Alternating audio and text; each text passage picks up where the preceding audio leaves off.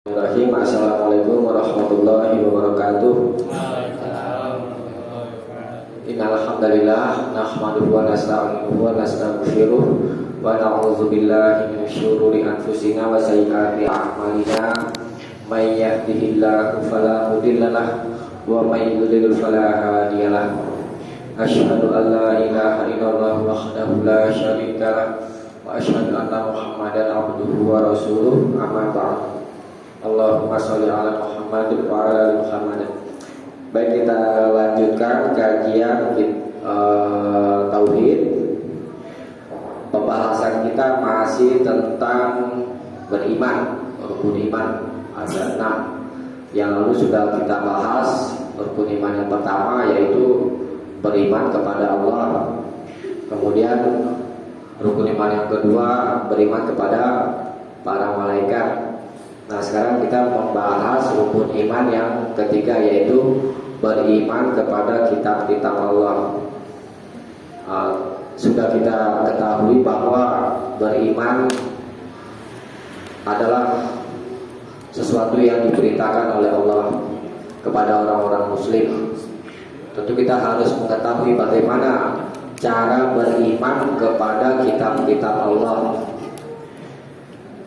Beriman kepada kitab Allah itu mengandung 4 perkara. Pertama, al-imanu bi anna nuzulaha min 'indillahi haqqan.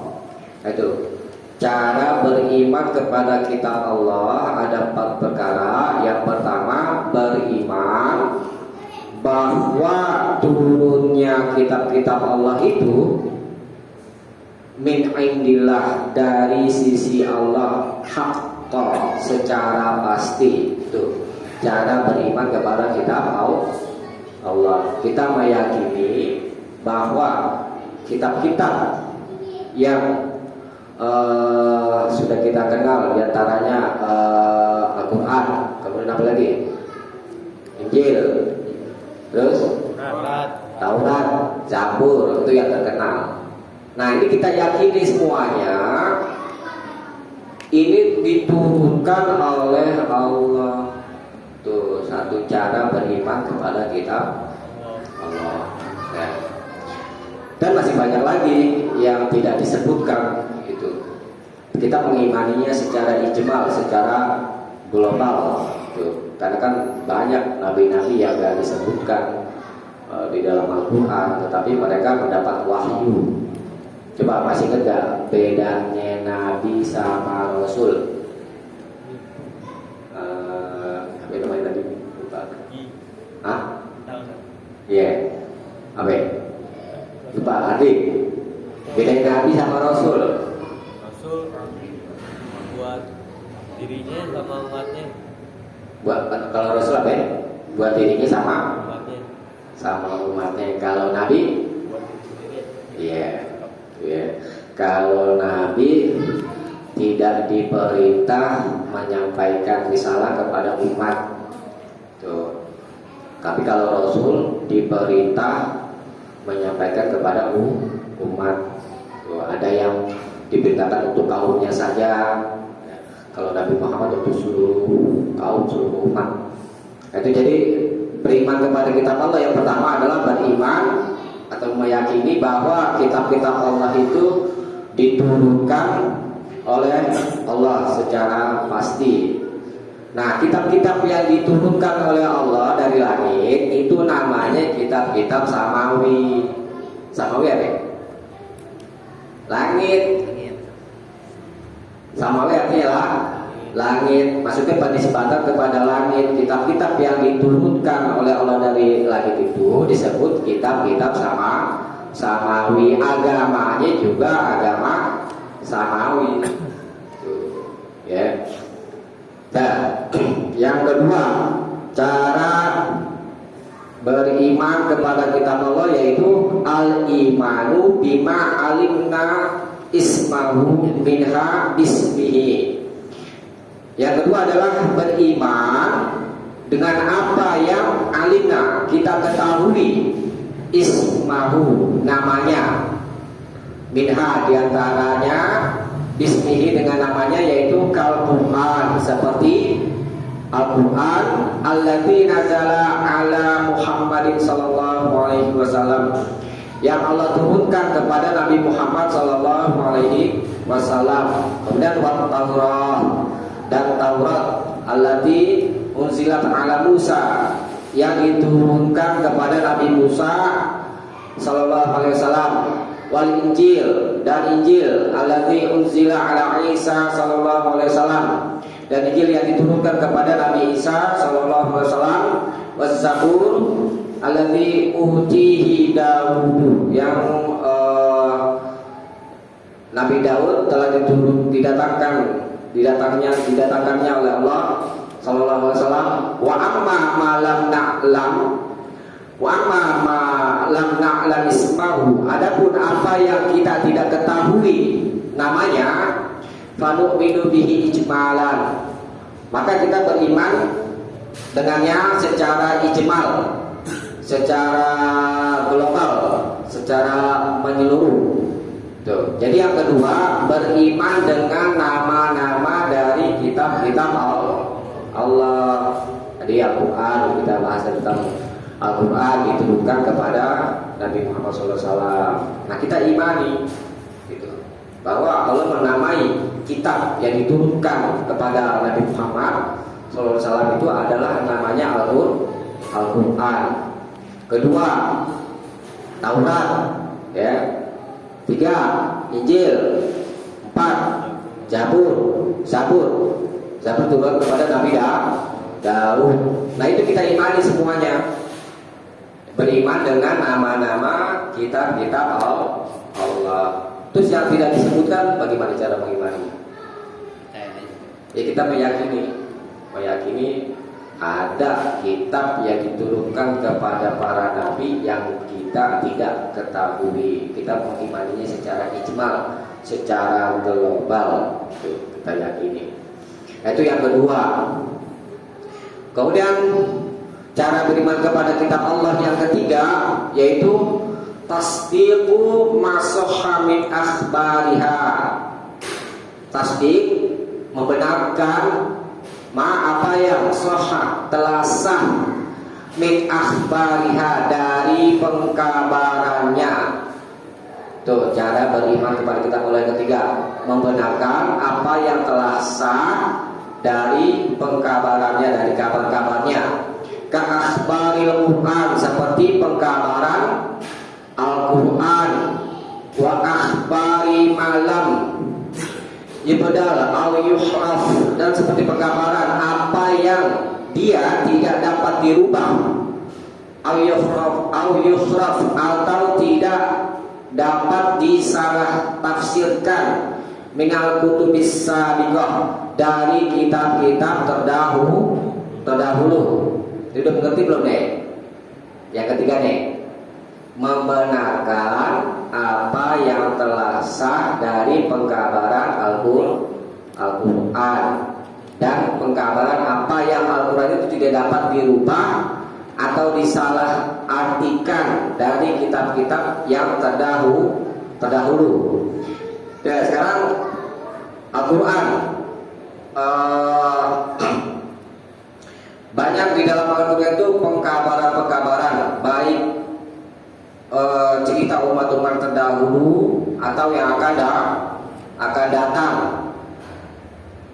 Al-Quran diantaranya misalnya menceritakan tentang ada yang namanya kitab Taurat, pernah diturunkan oleh Nabi Musa. Misalkan nih contoh, Taurat ada pada masa kita ini. Mana yang harus kita imani? Katanya suruh mengimani seluruh kitab-kitab Allah. Kita dapati misalkan Taurat ada di tangan kita, atau Injil. Kita katakan aja deh, yang asli, bukan yang udah dirubah.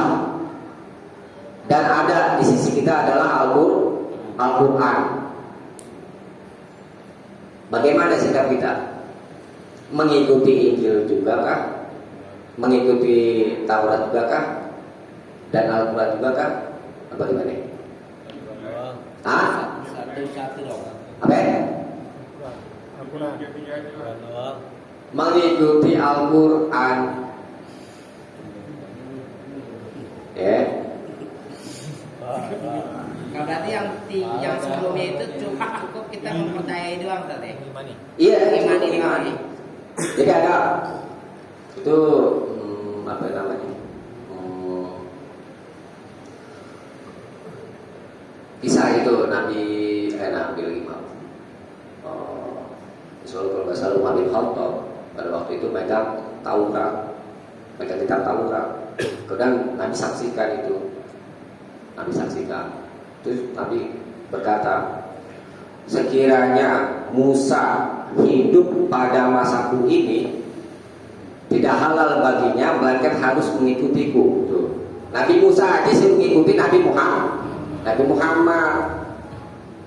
Kita masuk juga kitabnya harus tunduk kepada Al-Quran itu.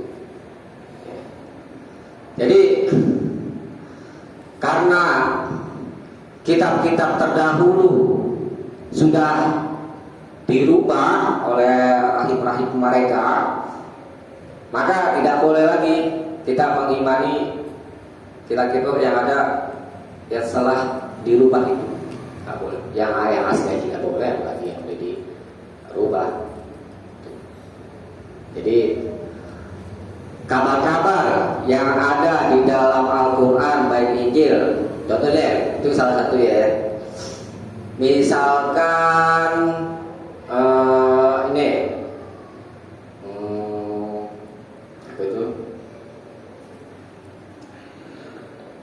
Kabar tentang Nabi Nuh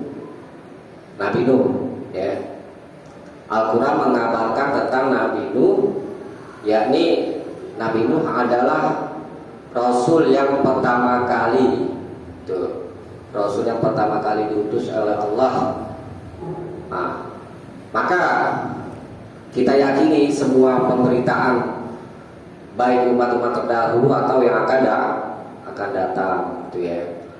Dan kitab-kitab terdahulu, misalkan contoh kisah tentang Nabi Ibrahim pernah menyembelih hewan kurban, ya kan, yang diperintah oleh Allah. Itu kan wahyu, ya, termasuk bisa dikategorikan kitab gak? Wahyu dari Allah. Kitab. Apa ya? Kitab. Ya, termasuk dong. Termasuk, ya kan? Nah, itu ada kabar dari Al-Quran tentang kisah Nabi Ibrahim, maka kita imani, tuh, ya. Jadi yang ketiga ini kita simpulkan saja, kabar-kabar yang telah disahkan oleh Al-Quran baik tentang kitab-kitab terdahulu, ya, sampai Al-Quran datang, dan tentang pengkabaran yang akan datang dari Al-Quran itu mesti kita imani. Kalau kita nggak imani, kufur kan? Kufur, jangan nggak yakin sama terjadinya hari kiamat, kufur. Terus nggak mengimani pernah terjadinya itu Ashabul Kahfi, bos. Ashabul Kahfi berapa orang? 3. Ah, 3 berapa? Nah, jadi ada berita itu ya tentang kisah pemuda Ashabul Kahfi. Kita tidak saksikan. Kadang-kadang itu begini, prinsip dalam hal meyakini berita ini perlu diingat. Berita itu secara pengertiannya adalah sesuatu yang mengandung kebohongan dan kebenaran. Kabar itu berita. Nih, supaya tidak mudah tertipu sama orang. Gampang nih ngabarin, woi di sono ada itu loh, di kebun kacang, ada bakaran, misalnya. Siapa ini? Ardi. Yakin nggak dengan datangnya berita itu dari si Fahmi? Kan itu belum saksikan misalnya. Coba bagaimana? Tadi kan saya sampaikan, berita itu sesuatu yang mengandung kebohongan dan kebenaran. Berita baru menjadi benar kalau sesuai dengan kenyataan. Dan berita itu menjadi tidak benar kalau tidak sesuai dengan kenyataan. Nah sekarang Ardi belum saksikan tuh di kebun kacang ada kebakaran, tapi baru dapat beritanya dari Fahmi. Langsung percaya gak?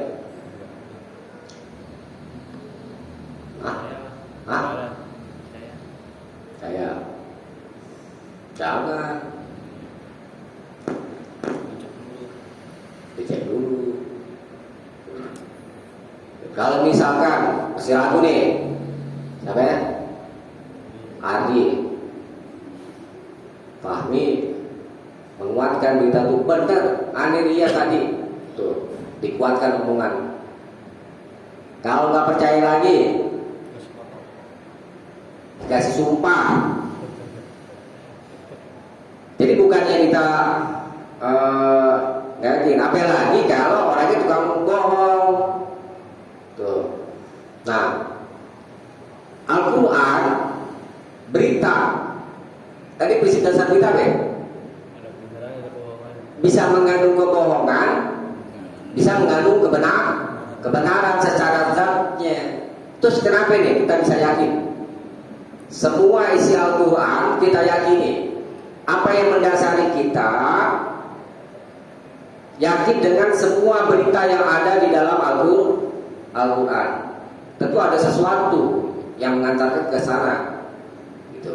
Karena dasarnya berita itu adalah mengandung kebohongan dan kebenaran.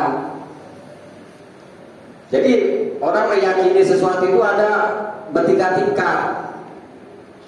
Ada yang yakin dengan datangnya berita dengan melihat orangnya pertama.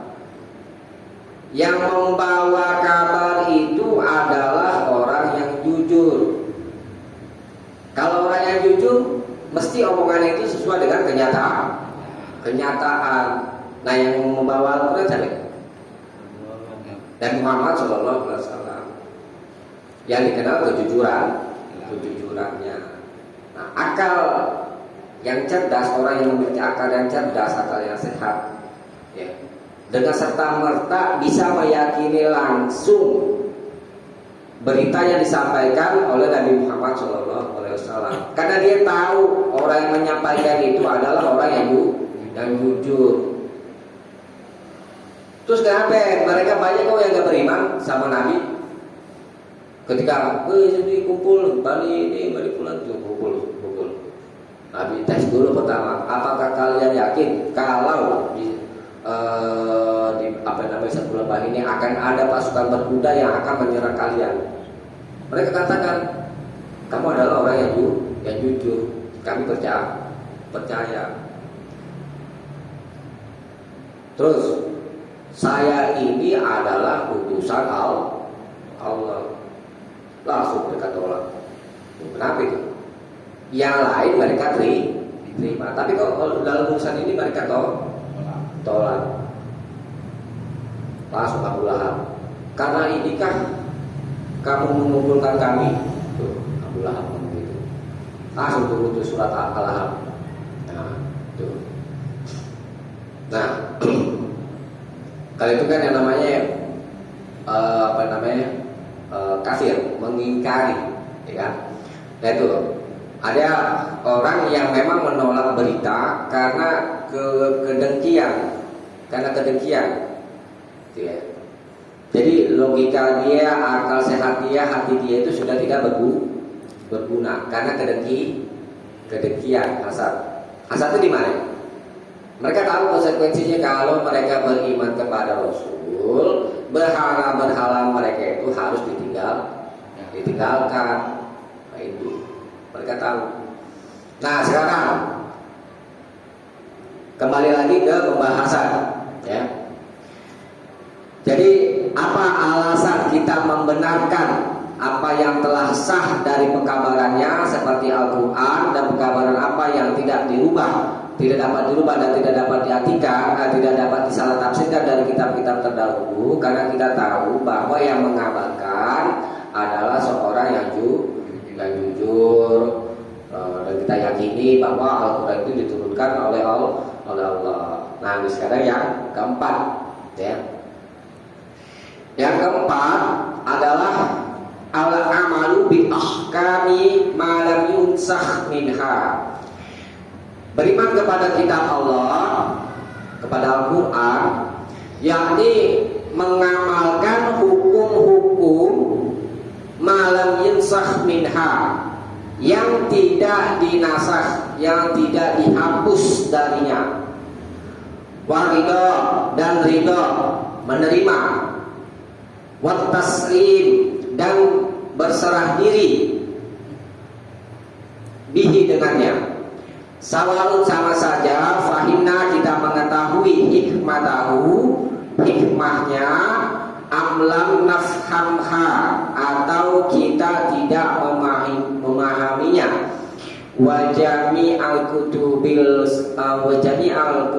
sabiqati mansukhatan bil Quran, dan semua kitab-kitab yang terdahulu yang telah dihapus, dinasakh dengan Al-Quran. Kita pahami dulu pengertian yang keempat, maksudnya apa. Jadi beriman kepada kitab Allah, yakni mengamalkan hukum-hukum yang tidak dinasakh. Jadi tentang nasikh mansuh.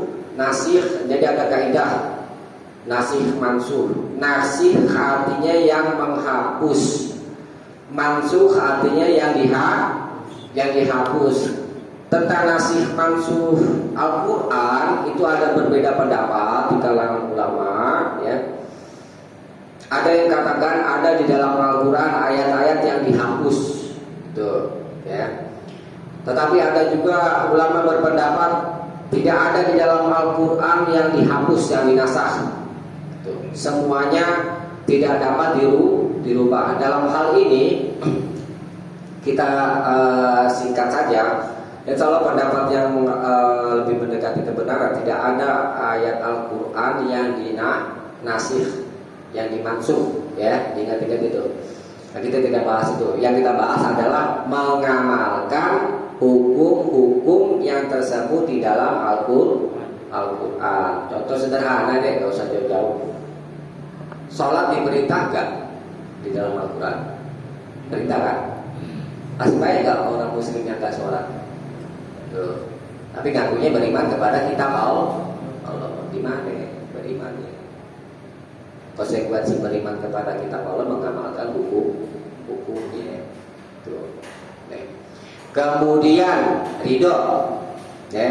Ridho dengan hukum-hukum yang Allah tetapkan di dalam Al-Quran. Kalau masih ada ketidakridhoan padahal itu diperintah, itu bisa dikatakan kita beriman kepada kitab Allah itu masih lemah. Kita udah ngamalin nih hukumnya, tapi udah sadar rasa berat. Sholat 5 waktu, rasa males nih, sanggup. Ya, tuh masih ada ketidakridhoan misalnya kalau dipanggil, ya. Jadi seorang mukmin tidak ada rasa keberatan kalau Allah dan Rasulnya itu sudah menetapkan satu hukum. Itu yang disebut dengan sami'na wa ata'na. Tuh, beriman kepada Al-Quran berat, ya. Berat karena kitanya masih suka ngikutin hawa nafsu. Antara kemauan Allah dengan kemauan kita, banyakkan maunya yang diturutin kemauan kita. Doanya banyak sama Allah, ya Allah minta ini minta itu, ya kan. Udah suruh ibadah, males.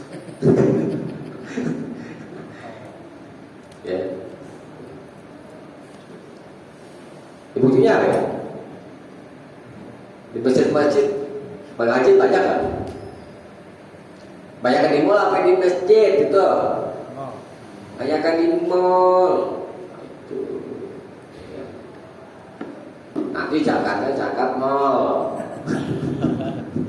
Jakarta mall. Nah, harus ridho dengan putusan hukum yang tersebut di dalam Al-Quran. Kemudian wa taslim, ya, wa taslim bih, dan berserah dengannya. Jadi berserah diri dengan Al-Quran maksudnya begini, kita berpedoman hidup yakni dengan Al-Quran. Ini pedoman hidupnya kita filsafat dan yang lainnya. Al-Quran, orang Muslim itu disuruh jadikan pedoman hidup, ya, titik, ada tawar menawar. Ya. Bagaimana mengamalkan Al-Quran, itu juga kagak. Tuh. Yalah, dalam proses belajar, ya kan? Dalam proses belajar itu masih Allah maafkan dalam hal ketidaktahuan kita gitu ya kan. Tetapi kalau kita tidak mau belajar, itu sama artinya kita menyelisihi perintah Allah. Di mana perintahnya? Perintahnya adalah Iqra, baca. Kita udah tahu yang namanya menuntut ilmu. Maksudnya ilmu kan sudah kita bahas waktu yang lalu ya. Ilmu yang wajib dipelajari ya kan? Ilmu Allah. Tuh ya, ilmu Allah ya. Belajar Al-Quran. Kemudian ilmu tentang Nabi, mengenal sirah Nabi, mengetahui sejarah Nabi ya kan, supaya kita bisa meresapi keislaman kita ini. Kemudian ilmu tentang Islam, tuh ilmu yang wajib dipelajari untuk orang-orang Muslim, ya. Paling tidak kita mengaji ya kan, rutin ini untuk menjalankan kewajiban agama. Tuh. Jadi mengaji itu bukan persoalan kita udah tahu atau belum tahu sebenarnya. Ini udah kita tahu dari kecil juga. Kita disuruh beriman kepada kitab Allah. Sudah selesai belum? Hah? Pengetahuannya udah selesai, prakteknya belum selesai. Makanya kita perlu tahu bagaimana beriman kepada kitab Allah. Ini kita bahas ini, gitu ya kan? Yang keempat ya. Kemudian sama saja tadi apa itu? Mengamalkan hukumnya, harus ridho, harus berserah diri dengan Al-Quran. Sama saja apakah kita mengetahui hikmahnya atau kita tidak pahami. Tuh. Hikmah itu apa? Hikmah itu kan bisa banyak mana hikmah itu. Hikmah itu ada berarti ilmu, ada yang berarti Al-Quran Sunnah, itu hikmah. Jadi insya Allah hikmah yang dimasukkan di sini adalah apa ya? Semacam kayak rahasia ilmu. Rahasia ilmu. Kayak misalkan contoh deh, kenapa dulu Nabi larang kita ada lalat masuk ke dalam minuman, ya. Larang kita supaya jangan langsung dibuang, tetapi diperintah celupkan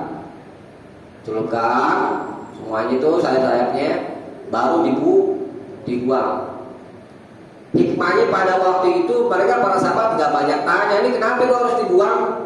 Harus dicelupi dulu, harus dibuang, nggak banyak tanya. Karena mereka para sahabat itu samina wa ta'na.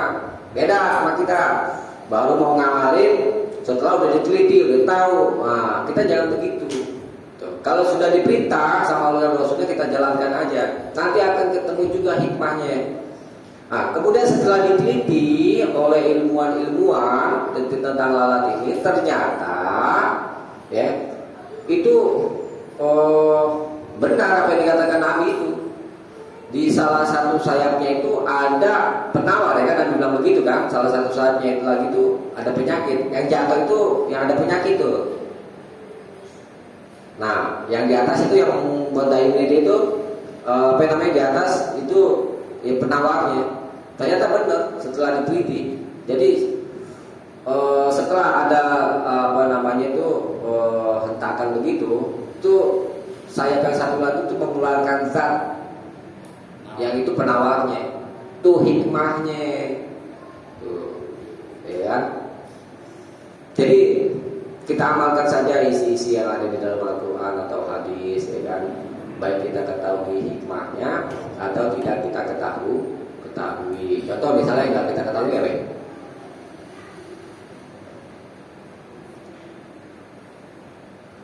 Tahu nggak, bisa kasih contoh nggak? Sholat subuh kenapa sih 2 rakaat? Hikmahnya apa? Gak tahu kan? Ya kita malin aja. Pokoknya itu diperintah. Gitu. Kan baik juga kan orang bertanya waktu itu. Tapi sudah kita tuh yang saudara. Kenapa sholat subuh 2 rakaat, nanti sholat zuhur 4 rakaat dan yang lain-lainnya? Ya kita tidak dapat keterangan tentang itu. Ya kan hikmahnya apa? Allah tetapkan seperti itu. Ya kita jalanin aja. Ya kan setelah udah diteliti dulu, saya mau ngamalin kalau saya sudah tahu ini secara pasti apa namanya hikmahnya, saya teliti dulu ya. Ya nggak berapa nanti. Kemudian dan semua kitab-kitab yang terdahulu itu dihapus dengan Al-Quran. Nah ini penting. Jadi ada kaidah syar'u man qablana, syariat orang-orang sebelum kita. Nah, syariat orang-orang maksudnya para nabi itu ya, para nabi dan kaumnya itu yang sebelum kita itu tadi kan di sini kan dihapus katanya dengan Al-Quran. Jadi perlu kita ketahui dulu kaidahnya. Syar'u man qablana. Jadi tulis ya. Ini ada kaidah.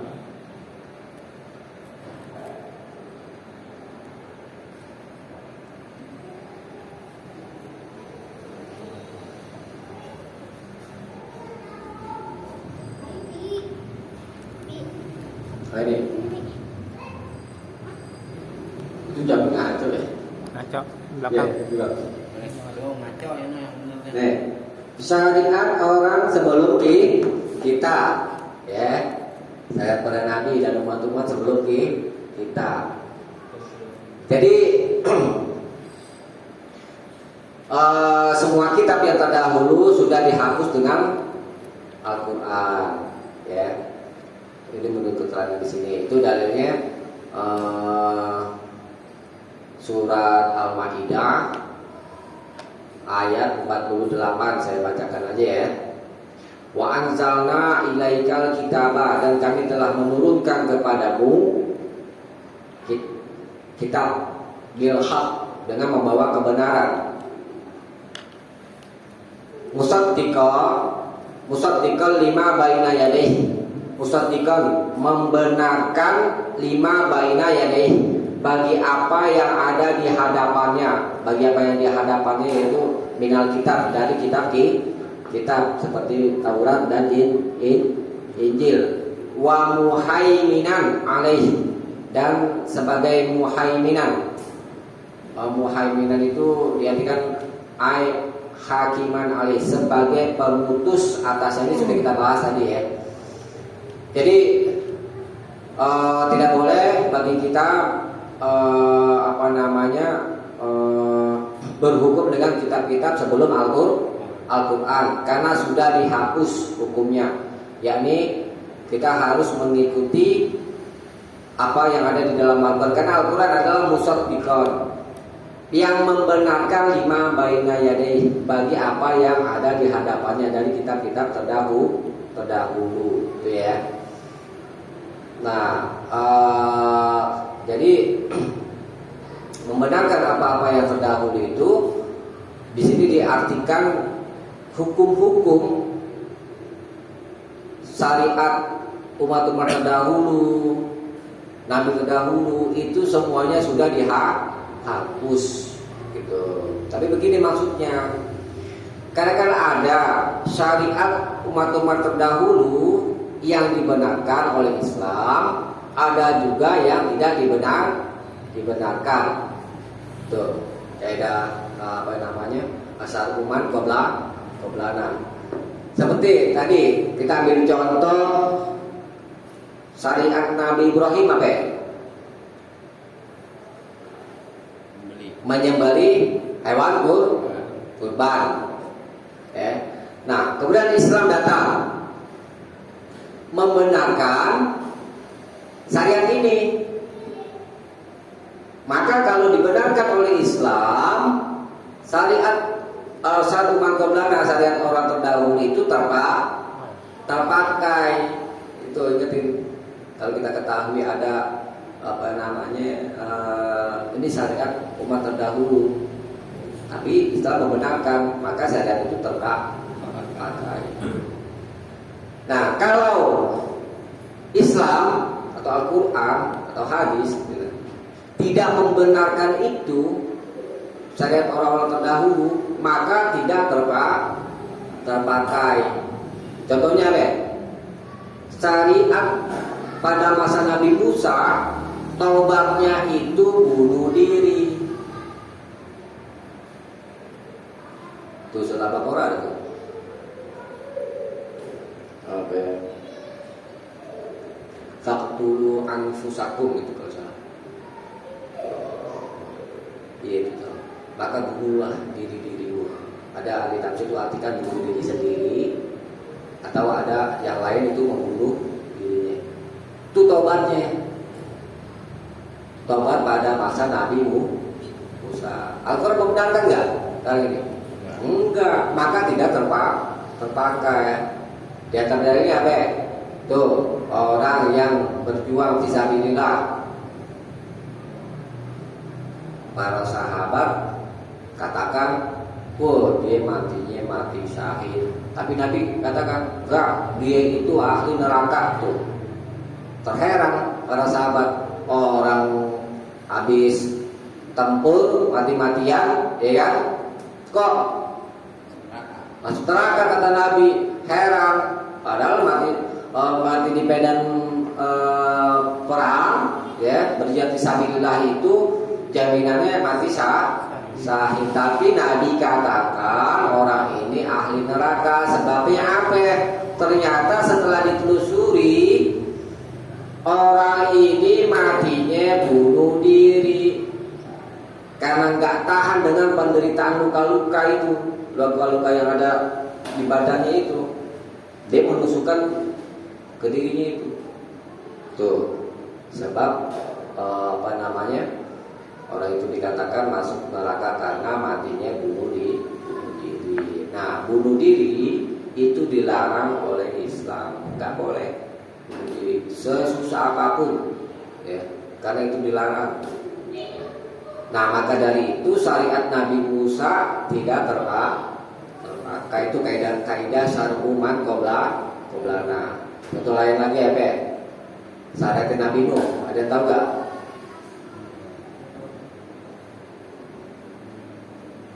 Ada tahu? Puasanya setahun.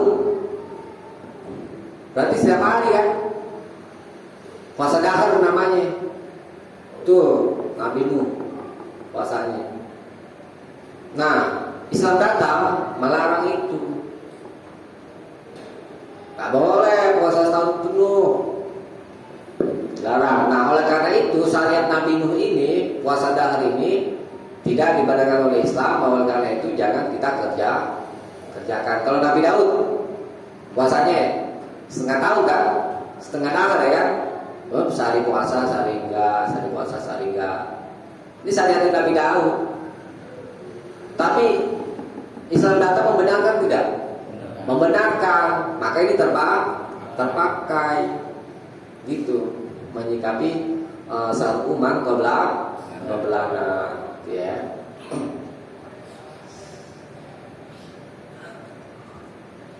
Nah, oleh karena itu tidak boleh kita beramal hukum apa saja dari hukum-hukum kitab-kitab terdahulu, melainkan apa yang telah sah darinya dan Al-Quran menetapkannya. Itu ya, menyikapi tentang hukum-hukum syariat sebelum kita. Oke, sekarang kita simpulkan beriman kepada kitab Allah. Coba oke. Diulangi dari pertama, Bos. Meyakini Kepada kitab-kitab Allah secara pasti. kitab-kitab Allah. Satu apa ya? Meyakini kitab-kitab Allah secara pasti. sekali lagi ya. Turunkan Turunnya dari Allah. Allah. Tuh.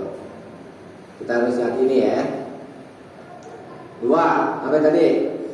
Beriman Mengimani dengan nama-nama. nama-namanya.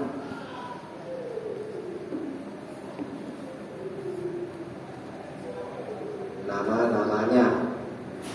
Ya, baik yang kita ketahui atau yang tidak kita ketahui. Yang ketiga, apa ya? Membenarkan apa? Kabar. Ya. Kabar, ya. Membenarkan Kabar. pengkabarannya. Yang keempat, Jadi kepada Allah mengamalkan hukum. hukum.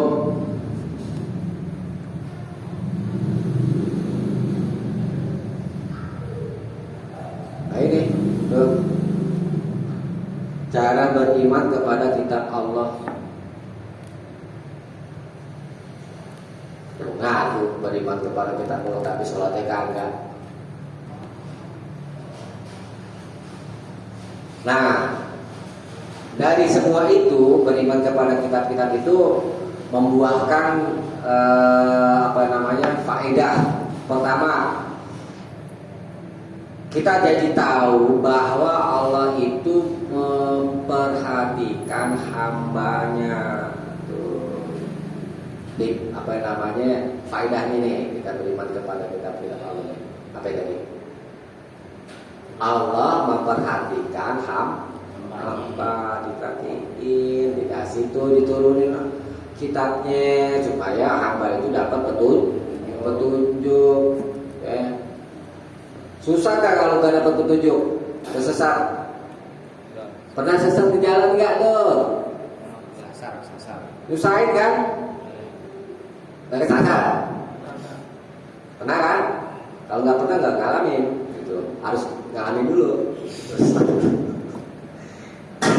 Di gunung coba.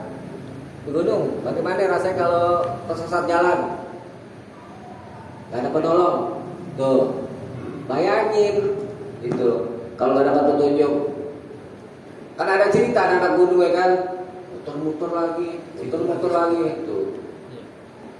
Kan hati jadi takut, ya, karena gak dapat petunjuk jalan. Kadang-kadang kita karena tidak merasakan, jadi kurang menghayati. Tuh. Coba kalau Allah gak kasih petunjuk tuh, bagaimana? Orang akan buat aturannya sendiri. Tuh. Ya kan? Aturan-aturan macam-macam lah orang buat aturan adat, ya kan? Oh, ada orang ada tuh, ya kan?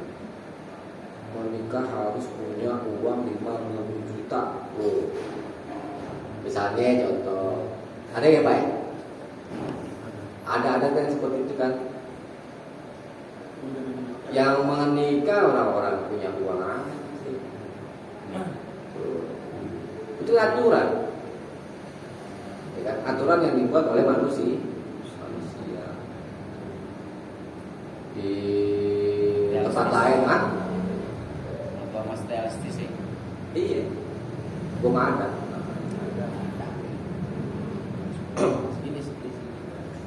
Nah,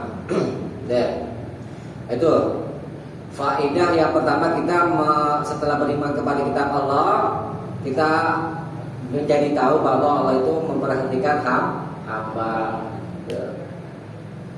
Kemudian yang kedua, mengetahui hikmah Allah Ta'ala tentang syariatnya, di mana Allah mensyariatkan kepada satu kaum yang boleh jadi berbeda dengan kaum yang lain, karena untuk manfaat dulu disyariatkan pada masa Nabi Musa taubatnya bunuh diri. Ya, pada masa itu Allah lebih mengetahui hikmah di balik itu, ya kan? Tetapi pada syariat Nabi Muhammad SAW tidak disyariatkan lagi taubatnya bunuh diri. Kan beda-beda kan?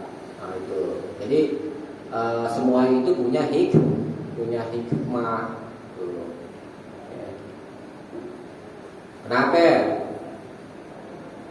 Nabi Musa dikasih mukjizatnya bisa apa namanya? Belah laut, terus lokatnya jadi bulat. Apa hikmahnya coba? Saya tahu. Amin. Karena yang dihadapin kaumnya itu banyakan penyihir. Kalau Nabi Muhammad kaumnya banyak apa? Penyair. Di antaranya tuh kayak Nabi Lut kan Nabi Lut apa? jangan umum Ngomong. Iya, itu banyak orang ngomong. Jadi punya hikmah masing-masing. Ya. Beda-beda. Kemudian yang ketiga, faedah dari kita beriman kepada kitab-kitab Allah yaitu bersyukur nih, penting. Bersyukur terhadap nikmat Allah. Nikmat Allah ini sini apa ya maksudnya dibahas? Diturunkannya kita, dikasih petunjuk sama Allah, kita mesti bersyukur. Bersyukur itu ada 3 macam. Tiga-tiganya. Syukur qalbi, syukur hati. Syukur itu artinya berterima kasih kan. Syukur hati itu adalah kita membayangkan nikmat-nikmat Allah, nikmat yang Allah telah berikan. Nah, kita membayangkan nikmat Allah itu termasuk syukur hati. Kemudian syukur lisan. Syukur lisan itu dengan memuji orang yang memberi nikmat itu. Syukur kan kaitannya dengan nikmat kan? Nikmat itu apa sih? Baru bisa coba. Nikmat kita enak. dia tahunya enak. Nikmat itu keadaan yang baik. Tuh. Ini keadaan yang baik, kita bisa berkumpul mengaji sini. Ini nikmat dari Allah yang harus disuruh. Kalau tahunya nikmat banyak uang aja sih. Gitu, ya kan? Aja deh. Memuji. Yang ketiga. Dulu. Yang ketiga, apa yang namanya? Syukur anggota badan, yakni mengerjakan apa yang itu menjadi haknya. Contohnya, Akbar jadi bos, Ati jadi pegawai, gaji ya kan? Hak dia gaji ya kan? Hak bosnya apa? Menyuruh. Iya, berterima kasih. Maksudnya apa? Kerjanya benar. Oh, ada hak sama kewajiban. Iya. Tuh kerja, dibayar, kerja mas-masan. Kerja mas-masan, itu apa? Gak berterima kasih. Ya, dibuti. Nah, halnya dengan Allah, kita bersyukur dengan anggota badan, yakni beribadah. Kalau ada orang, saya adalah orang yang berterima kasih kepada Allah tapi gak mau beribadah, no, tuh cuma omong kosong, gak mengerti makna syukur namanya. Tuh. Ajan. Tutup dulu tak? Tutup dulu ya, kita bukain di sini. Kita cukupkan dulu sampai sini. Mudah-mudahan ada manfaatnya. Kurang lebihnya mohon maaf. Subhanallahumma wa bihamdihi, asyhadu an la ilaha illa anta, astaghfiruka wa atubu ilaik. Assalamualaikum warahmatullahi wabarakatuh. Salam.